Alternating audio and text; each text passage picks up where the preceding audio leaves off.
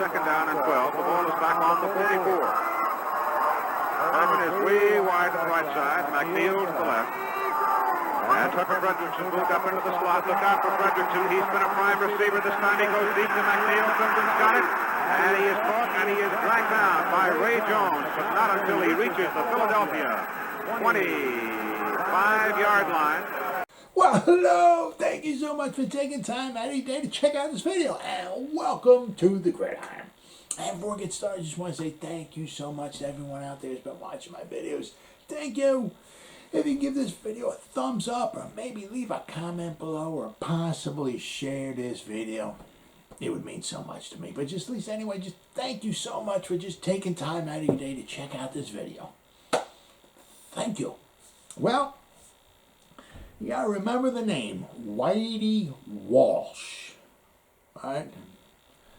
I really didn't know who it was either. But, guys, he tried. He tried. Actually, he tried 3 times, but unfortunately it was to no avail. A little bit more than that, just a little bit. All right. Whitey Walsh, he was started off as a ball boy for the Giants in 1956. His father, Whitey Walsh's father, Ray Walsh, was a classmate of Wellington Mara, who used to be the owner of the Giants before he passed away. He was a classmate of Wellington Mara at Fordham. And that's how, Ray Walsh, got to be associated with the Giants.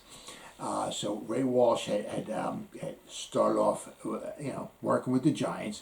And in 1956, when Whitey Walsh was a young teen, he became a ball boy for the Giants in 1956 at the Giants training camp in Vermont.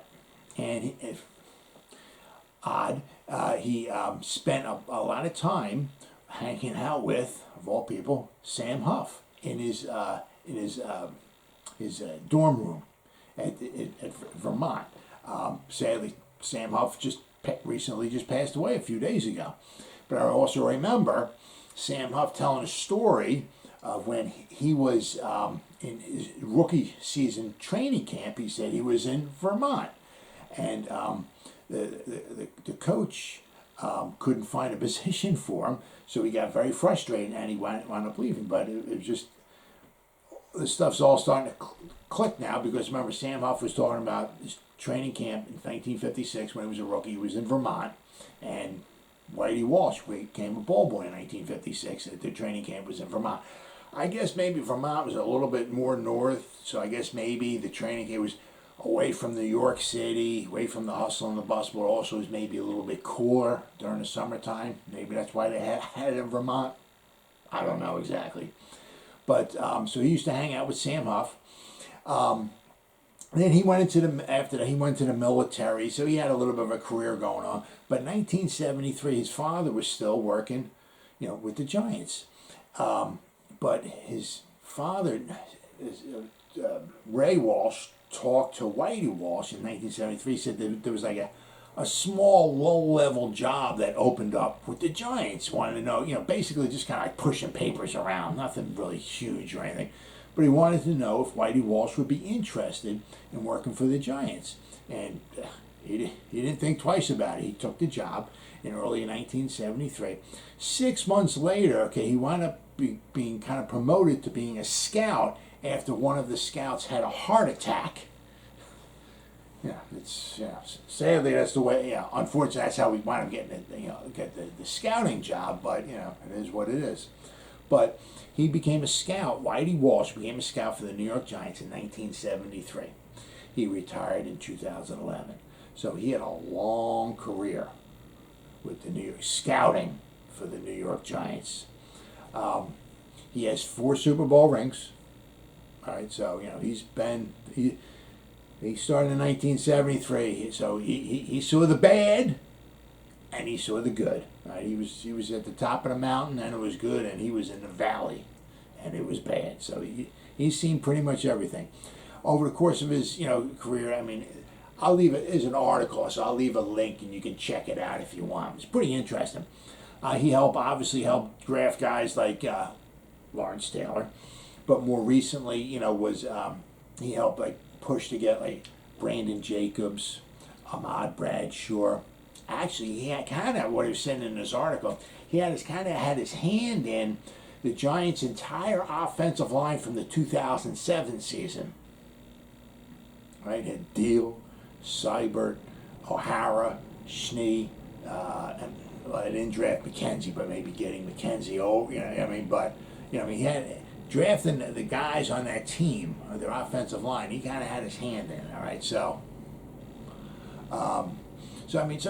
he's pretty good. I mean, he knew his stuff. Why they never listened to him?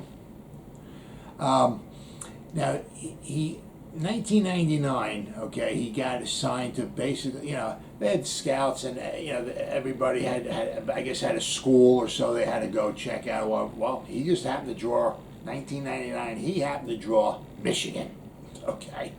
And so he went to the school.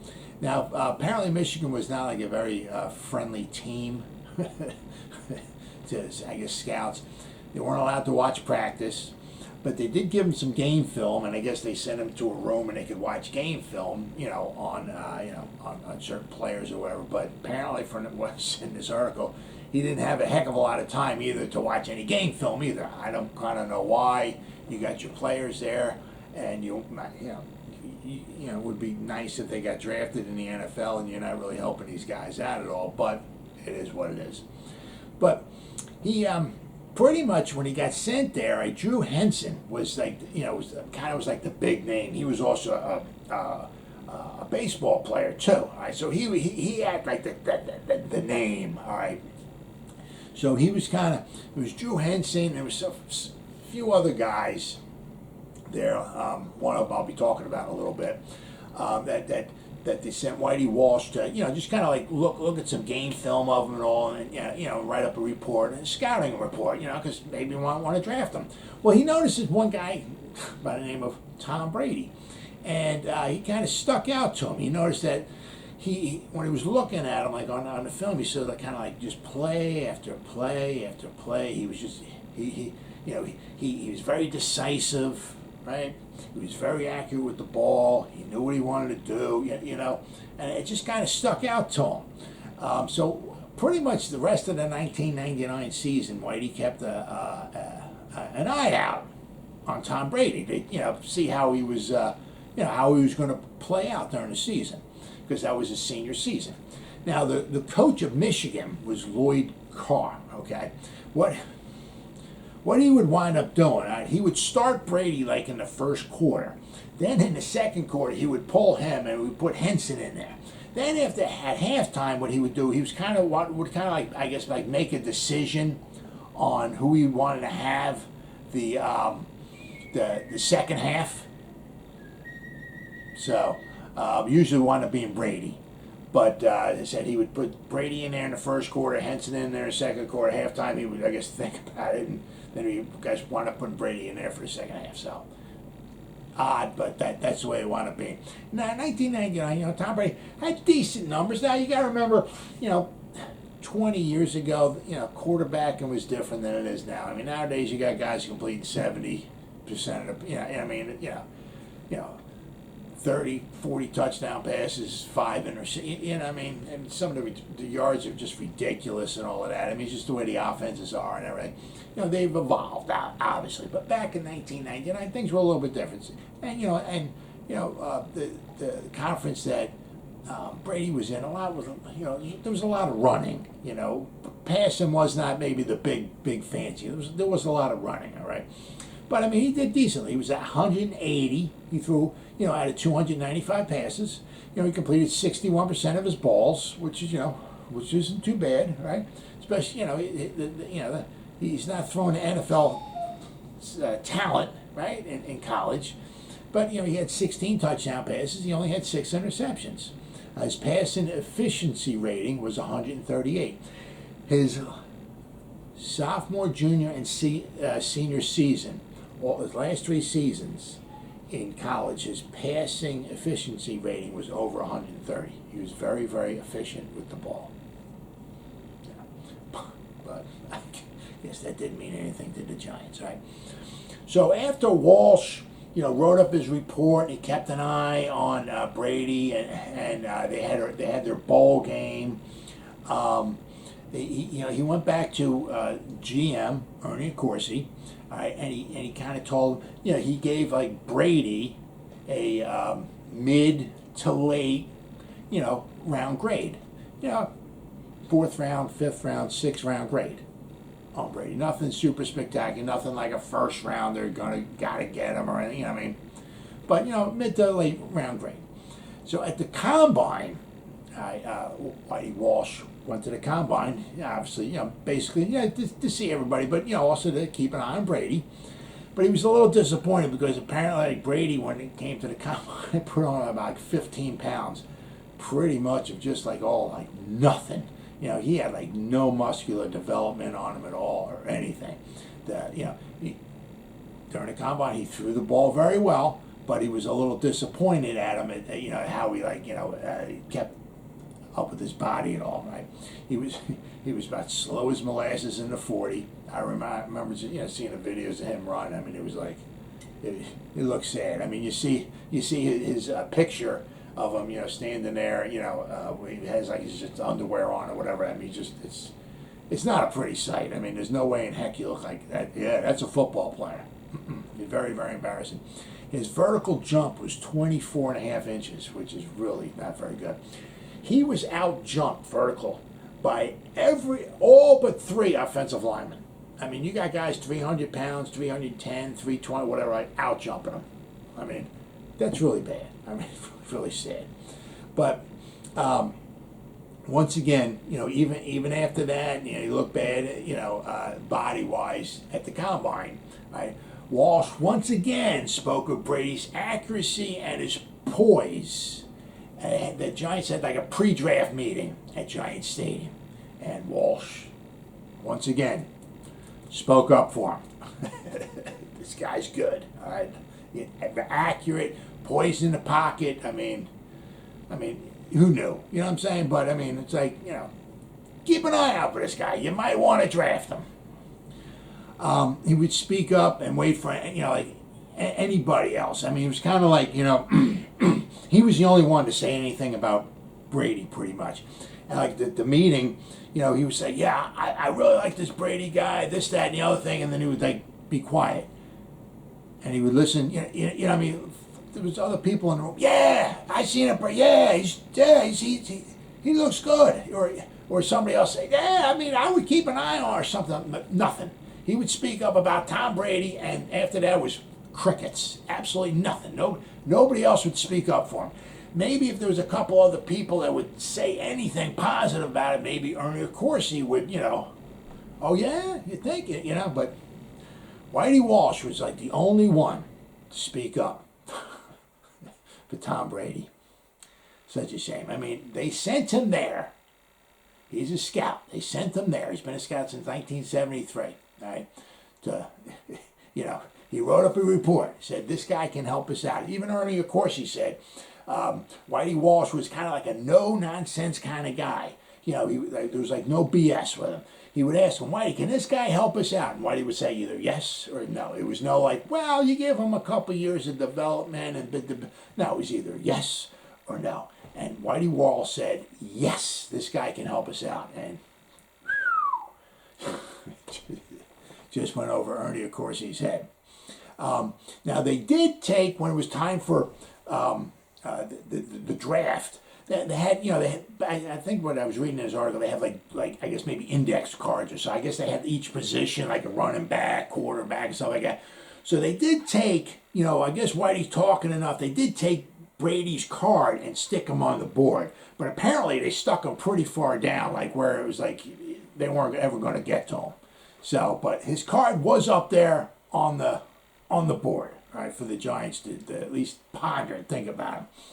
So when the 4th round came around, Whitey Walsh spoke up. All right, he made another push. Hey, let's think about taking this Tom Brady guy. He can help us. All right, he begged them. All right, but they wanted to pick number 105. They took Brandon Short, a linebacker from Penn State, who was a decent linebacker. I mean, in the 4th round, you really can't complain about what they got. The Giants at the time in the 2000 draft, I'm sorry, after 1999 they were 7-9. They were in third place. All right, they had some holes. If they could get a nice draft, 3, 4, nice 5 maybe guys, they can maybe it weren't starters, but 2 or 3 good starters and a couple good backups, that would really help them out. They just got Kerry Collins, all right. They had some offense, they had Tiki Barber, they just got Kerry Collins from free agent. Jason Garrett was a backup quarterback. They had a nice defense, they had a nice little offense, but they were 7-9. They were on like a 500 team. So they needed to add a few more pieces. So adding a third string quarterback was not really kind of like an option, right? So they really kind of wanted to focus on getting guys, maybe, second string linebackers. So if something happened, this guy could step in, or the first few picks, they wanted to get guys who could start for them. So that was one of the things that I guess kind of had going against picking Tom Brady. Right. So when the 5th round came around, he pleaded once again, please consider taking Tom Brady. Nope. Pick number 140, the Giants took Ralph Brown, a defensive back. That was not a very good pick. Yeah. So then finally, when pick number 177 rolled around, all right, and their 6th round pick, he made his third and final push, because by the time it came around to again, Tom Brady was off the board.